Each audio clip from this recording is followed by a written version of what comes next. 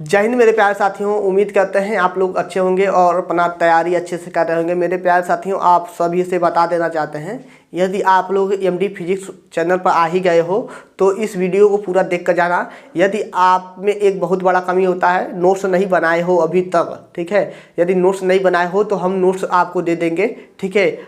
Screen पर मेरा number दिख रहा होगा, चाहे नंबर लिख देते हैं 98 38 60 98 38 60 55 92, ठीक है। इस नंबर पर मैसेज करना, हम आपको नोट्स मैथ का और फिजिक्स का, केमिस्ट्री का और बायोलॉजी का, यह तीनों प्रोवाइड करवा देंगे। आप लोग अच्छे से उसको रख लेना फाइल में और याद कर लेना, ठीक है। मैसेज करना, आपको नोट्स मिल जाएगा।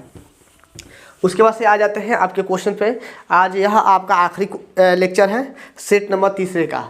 सेट नंबर तीसरे का यह आपका आखिरी लेक्चर है। दिया क्या है? दिया है एक भवन, एक ठोस, ठीक है। एक ठोस एक शंकु के आकार का है। एक ठोस जो है वह किसके आकार का है? शंकु का आकार का है, जो एक समान आधार त्रिज्या के, ठीक है। यानी कि त्रिज्या क्या है मेरा? समान है।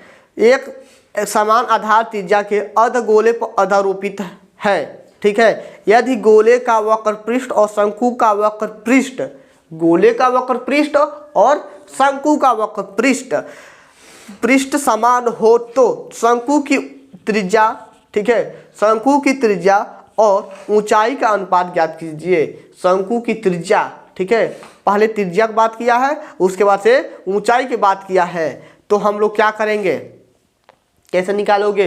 देखो क्वेश्चन को ध्यान से देखो। अब देखो, मान लेते हैं, पहले चित्र बना लेते हैं। चित्र यहाँ पर बनाते हैं। क्या दिया है? शंकु दिया है, तो एक शंकु बना लो बाबू। ऐसे एक शंकु बन गया, शंकु बना। और कह रहा एक ठोस एक शंकु के आकार का है, जो एक समान आधार के त्रिज्या के अर्धगोले पे क्या है? आधारोपित है। यानी कि शंकु किस पर आधारोपित है? अर्धगोले पे। तो अर्धगोले बाबू बना लो। बन गया? बना कि नहीं बना?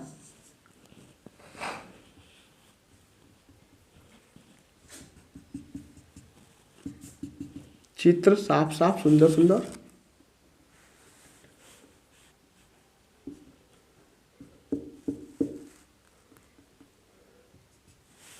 बताओ, अर्धगोला और शंकु,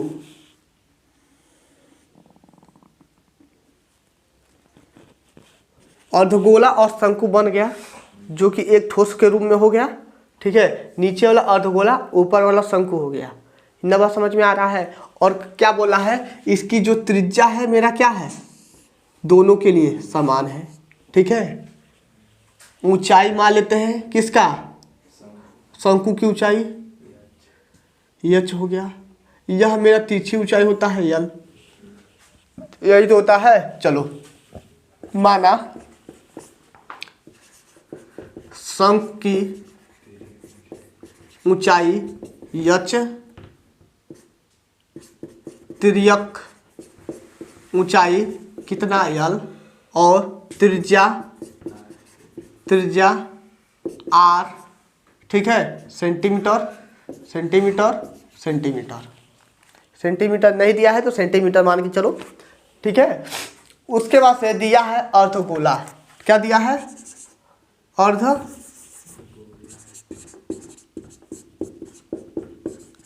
अर्धगोला। तो अर्धगोले का त्रिज्या, अर्धगोले की त्रिज्या कितना है?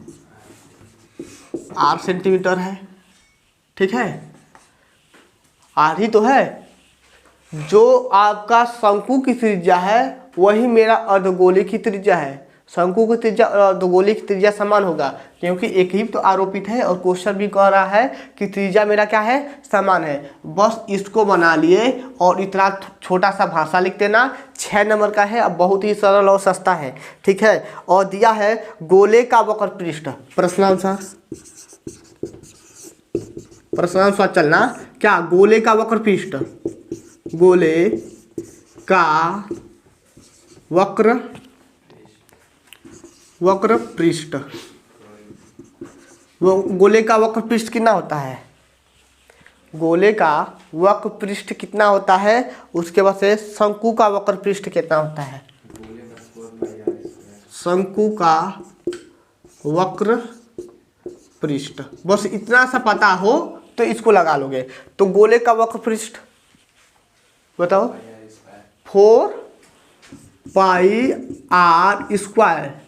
ठीक है, तो ये गोले का हो गया, लेकिन हमें किसका निकालना है, अर्ध। ठीक है, अर्ध गोले का, तो कितना हो जाएगा, 2πr²। इतना बात समझ में आया, इतना बात समझ में आया कि नहीं आया।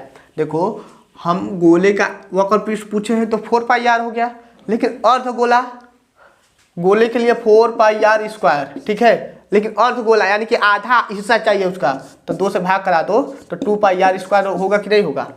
ठीक है, अब शंकु का वक्र पृष्ठ बता दो, πr/l। बहुत सही, πr/l। और हमें क्या चाहिए, अब इतना बता दो, त्रिज्या और ऊंचाई का अनुपात चाहिए, यही तो चाहिए, त्रिज्या और ऊंचाई का अनुपात। तो यह यल अपवाद आ गया। सपोज करो यल क्या हो गया, आपका अपवाद आ गया है, इस यल को हटाना है। यल को कैसे हटाएंगे, यहाँ कुछ भी नहीं है तो 90 अंश का कोण बनेगा कि नहीं बनेगा। 90 अंश के सामने की भुजा क्या होता है, कर्ण होता है, यानी कि यल का वर्ग बराबर एच का वर्ग प्लस के आर का वर्ग। तो यल बराबर अंडर रूट में एच का वर्ग प्लस के आर का वर्ग। बात समझ में आवा, समझ में आ गया। बस इतना बात समझ गए तो अब लगा ही लोगे। देखो मान रखो πr/l के जगह पे कितना, रूट में एच का वर्ग प्लस के आर का वर्ग। अब क्वेश्चन क्या बोल रहा है, कहाँ गया मेरा, कहाँ गया क्वेश्चन, कह रहा है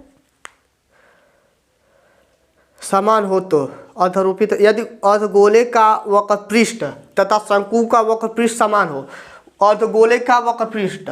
ठीक है, तो प्रश्नानुसार क्या हमारा रहेगा, अर्धगोले का वक्र पृष्ठ, अर्धगोले का वक्र पृष्ठ, नीचे लिखे, इसी में चला जा रहा है, 1 मिनट, चलो यहाँ पर लिखते हैं। यह जो प्रश्नानुसार लिखे हैं, यह प्रश्नानुसार लिखे हैं, यहाँ से हटा देना। ठीक है, यहाँ से हटा देना, यहाँ से हटा दो। ठीक है, यहाँ पर लिखो प्रश्नानुसार। प्रश्नानुसार क्या बोला है, अर्धगोले का वक्र पृष्ठ बराबर किसके है, शंकु के वक्र पृष्ठ के। तो अर्धगोले का वक्र पृष्ठ बराबर किसके, शंकु का वक्र पृष्ठ। ठीक है, शंकु का वक्र पृष्ठ। चलो तो अर्धगोले का 2πr², इसका क्या हो जाएगा, πr कोष्टक में एच का वर्ग प्लस के आर का वर्ग। दोनों पक्षों का वर्ग करने पे, अब वर्ग काहे करेंगे, क्योंकि यहाँ पर अंडर रूट आ गया है, इस अंडर रूट को हटाने के लिए दोनों पक्षों का वर्ग करने पे, दोनों, यदि चाहते हो बाकायदे सुनो, इस पाई से पाई को हटा सकते हो, एक आर है, यहाँ से एक आर कट जाएगा, तो ओनली 2r इक्वल में अंडर रूट में एच का वर्ग प्लस के आर का वर्ग, यही तो बचेगा। वर्ग कर दो दोनों पक्षों का वर्ग कर दो। ठीक है, यहाँ पर लिख देना वर्ग करने पर, ब्रैकेट में लिख देना वर्ग करने पे। नहीं दिख रहा है, नहीं दिखाई दे रहा है, यह वर्ग करना नहीं दिखाई दे रहा है, बस यह दिखाई दे रहा है कि नहीं दिखाई दे रहा है, यह चलो नहीं दिखाई दे रहा है, 1 मिनट। वर्ग करने पे यहाँ पर लिख लो दोनों पक्षों का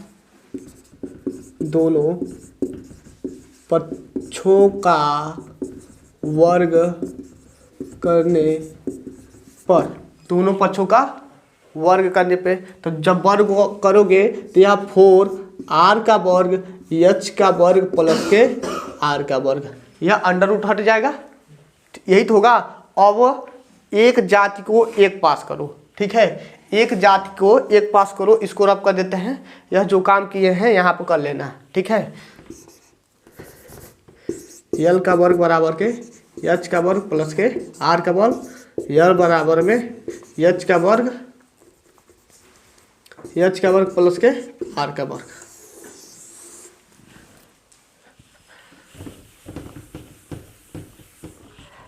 ऊपर लिखते हैं 4r स्क्वायर इक्वल में एच का वर्ग प्लस के आर का वर्ग। यह मत पूछना यह कहाँ से आया है, जब वर्ग करेंगे तो कंडी हट जाएगा, ठीक है। तो यह आर को एक जात को एक पास करो,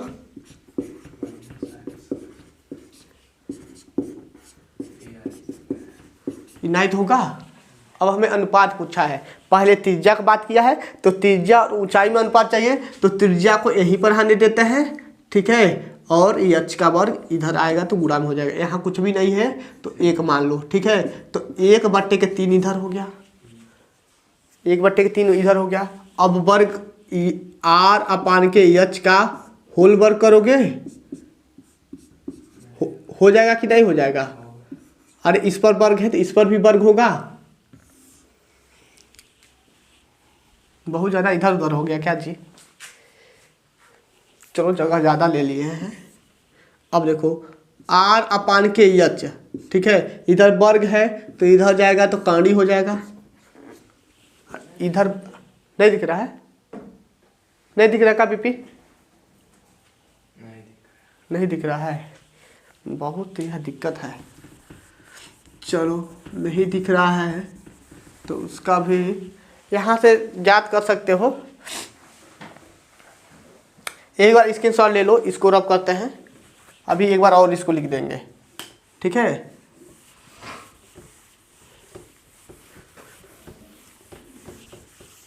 छोटा क्वेश्चन पूरा बोर्ड भर गया। आर बट्टे एच का होल वर्ग है, यही तो है, इक्वल में 1/3, यह वर्ग है तो इधर जाएगा तो क्या हो जाएगा? रूट हो जाएगा। अब अनुपात पूछा है, आर संबंधे एच इक्वल में कितना हो जाएगा? एक तो बाहर हो जाएगा, एक संबंधे रूट में 3। इतना बात समझ में आया? दरवाजा बंद करो यार, आवाज आ रहा है।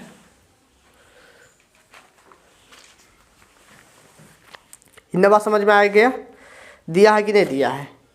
एक संबंधे रूट में 3 दिया है। यदि यही क्वेश्चन कहता है कि एच अपन आर का अनुपात ज्ञात कीजिए, पहले एच का नाम लेता उसके बाद से आर का नाम लेता, तब क्या होता? क्वेश्चन तो ये भी बन सकता है, यहाँ तो दिया है त्रिज्या और ऊंचाई का अनुपात ज्ञात कीजिए, पहले त्रिज्या का नाम लिया है तो त्रिज्या वाले को ऊपर रखे हैं, और ऊंचाई का नाम लिया है बाद में तो ऊंचाई वाले को नीचे रखे हैं। और जब क्वेश्चन यह कहता है कि ऊंचाई तथा त्रिज्या का अनुपात ज्ञात कीजिए, पहले ऊंचाई रहना चाहिए और उसके बाद से क्या रहना चाहिए? त्रिज्या रहना चाहिए, तब क्या होगा? सेम जैसे है वैसे ही रहेगा। इसको रब करते हैं, ठीक है, इसको रब कर देते हैं। आपका आंसर आ चुका है, ठीक है, आंसर आ चुका है। लेकिन जब क्वेश्चन बदल देता है, तब जब क्वेश्चन बदल देता है तो सब काम वही रहेगा, सब के सब काम वही रहेगा। यहाँ से देखो, यहाँ से देखो 4r स्क्वायर माइनस के आर स्क्वायर इक्वल में एच का वर्ग, ठीक है, या 3r स्क्वायर इक्वल में एच का वर्ग, इतना हो गया। अब क्वेश्चन कह रहा है कि एच, पहले एच का नाम लिया है उसके बाद से त्रिज्या का नाम लिया है, एच का अनुपात और त्रिज्या का अनुपात ज्ञात कीजिए। तो यह 3 जहाँ है वहीं पर आएगा, ठीक है, यह 3 जहाँ है वहीं पर आएगा। यह एच का वर्ग बट्टे में आर का वर्ग, इन बात समझ में आया? एच का वर्ग बट्टे में आर का वर्ग, 3 के नीचे कुछ भी नहीं है तो क्या है मेरा? 1 है, ठीक है। यह मेरा 3/1 हो गया, एच अपान के आर का होल वर्ग हो जाएगा, ठीक है, होल वर्ग हो जाएगा। और इधर आएगा तो यह रूट में हो जाएगा, रूट में 3/1 एच अपान के आर, या अंडर रूट में 3 संबंधे 1 एच संबंधे आर। इतना बात समझ में आया? समझ में आया कि नहीं? यानी कि पलटी हो जाएगा, यानी कि पलटी हो जाएगा। समझ में आ गया? कहीं न लेट आ रहे हो?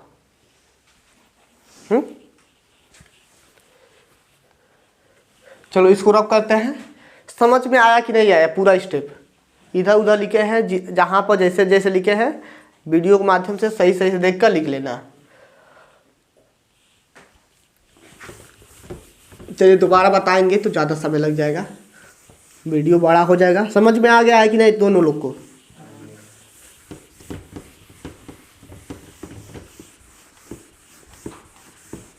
अब क्वेश्चन, आखिरी क्वेश्चन, सेट समाप्त। ठीक है, एक क्वेश्चन और है, बस 1 मिनट का है, देख लो। दिया है कि 12 सेंटीमीटर, 16 सेंटीमीटर और 20 सेंटीमीटर व्यास वाले, ठीक है, 12 सेंटीमीटर, 16 सेंटीमीटर और 20 सेंटीमीटर व्यास वाले धातु के 3 ठोस गोले को पिघलाकर, ठीक है, धातु के 3 ठोस को पिघलाकर एक ठोस बनाया जाता है। तो इसका व्यास ज्ञात कीजिए। क्या ज्ञात कीजिए? व्यास ज्ञात कीजिए। 2 गो झिनी झिनी, 3 गो सॉरी झिनी झिनी गोला है, छोटा छोटा, ठीक है, छोटा छोटा गोला है। उस गोलवा को क्या करना है? पिघला देना है। तीनों को एक में पिघला देना है और पिघलाकर एक बड़ा गोला का आकार दे देना है। बात अब समझ में आ गया? 6 नंबर का है, लग गया। यदि क्वेश्चन समझ आ गया तो लग गया। 3 गो छोटा छोटा गोला है, उस गोला को पिघलाएंगे और पिघलाकर क्या करेंगे? एक बड़ा गोला बनाएंगे, बड़ा का गोला बनाएंगे। तो कैसे क्या करोगे? पहले निकाल लोगे 12 सेंटीमीटर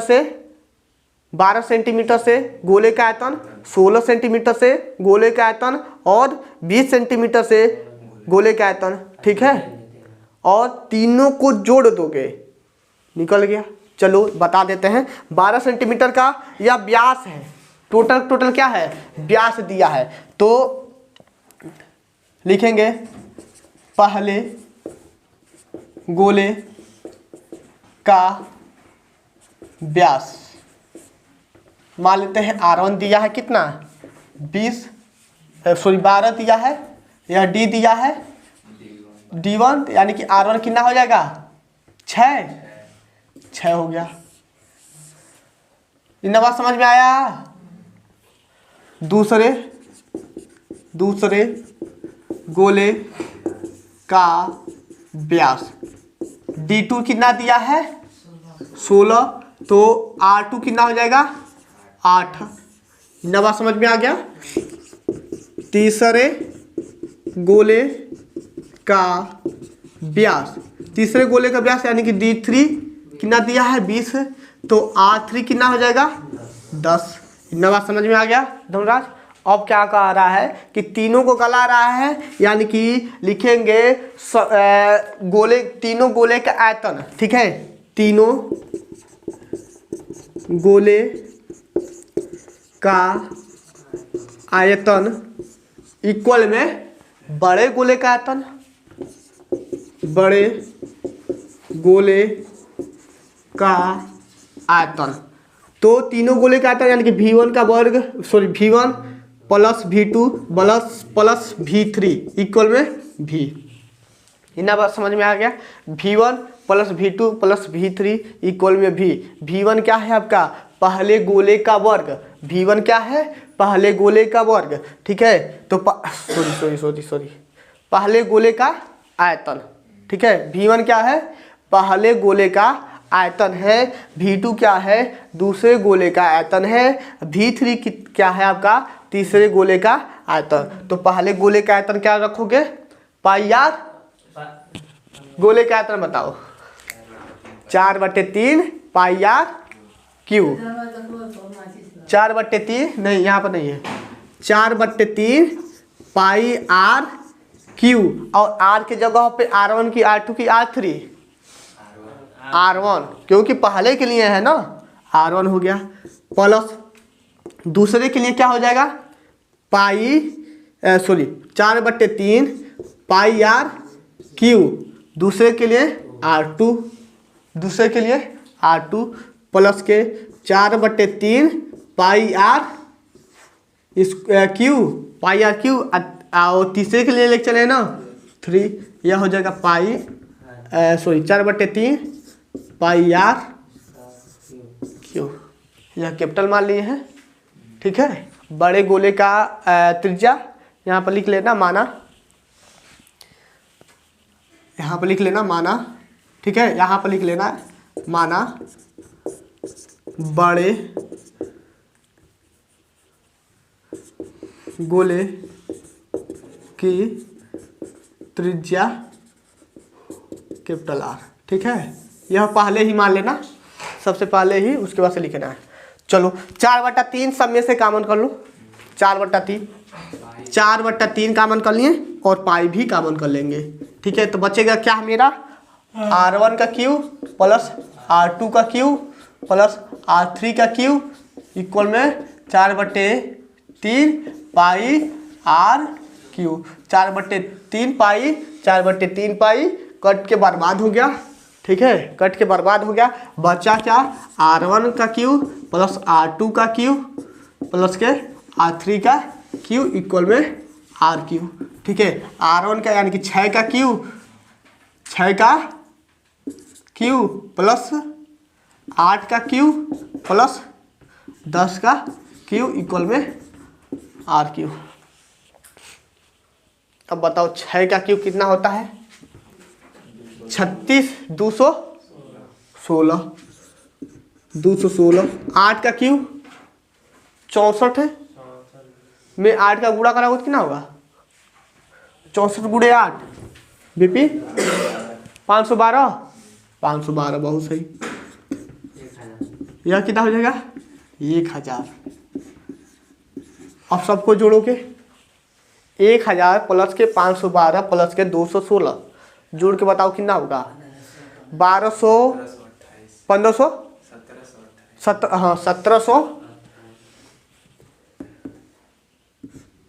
1728 आर क्यू। ठीक है, यह आर क्यू इधर है, इधर आएगा तो घनमूल में हो जाएगा 1728। 1728 12 का होता है क्या, तो इधर आएगा तो घनमूल में हो जाएगा। अब हम लोग क्या करेंगे, इसका घनमूल निकालेंगे। तो घनमूल आप लोग गुणनखंड विधि से निकाल लेना। ठीक है, गुणनखंड विधि से निकाल लेना, 3 3 का जोड़ा लगा लेना। 17 28 का गुणनखंड करोगे तो निकालोगे तो कितना आया है बीपी 12 आर बराबर कितना 12। आंसर कितना दिया है। और हमें क्या ज्ञात करना है, व्यास ज्ञात करना है। और जाहिर सी बात है इस पर स्टार लगाया है, क्या लगाया है स्टार लगाया है, तो यह क्वेश्चन में देगा आंसर में देगा नहीं।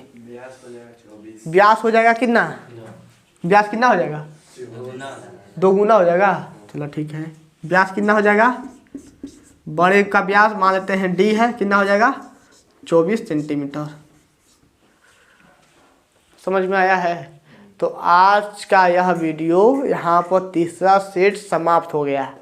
ठीक है, तीसरा सेट समाप्त हो गया है और रह गया क्या, अब आपका चौथा सेट अब हम लोग कल से पढ़ेंगे। तीसरा सेट में कोई क्वेश्चन डाउट है, क्या हुआ 7 सेट है जिसमें से 3 सेट समाप्त हो गया। जा रहे हो का बीपी। तो आज के लिए बस इतना ही। ओके बाय, जय हिंद साथियों।